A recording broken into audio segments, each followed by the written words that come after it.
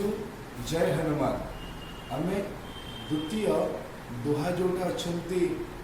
गोस्वामी तुलसीदास लिखिं बुद्धिहीन तनु जान के सुमिरो पवन कुमार बल बुद्धि विद्या देहु मोहि हरहु कलेश विकार। आर अर्थ होती बुद्धिहीन मोर बुद्धि नाही बुद्धिहीन तनु जान के तनु अर्थ होची शरीर जान के मैंने आपण जानी ए शरीर रे मस्तिष्क बुद्धि नहीं सुमिरो पवन कुमार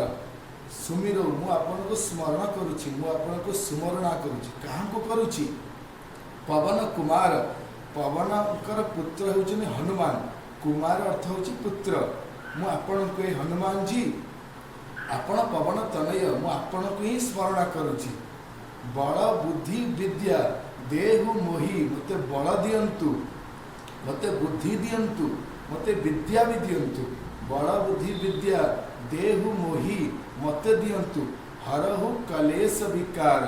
कलेश अर्थ होची खराब बा मंद चिंताधारा मो मुंडरू दूरीभूत करंतु विकार करंतु नष्ट कर दियंतु।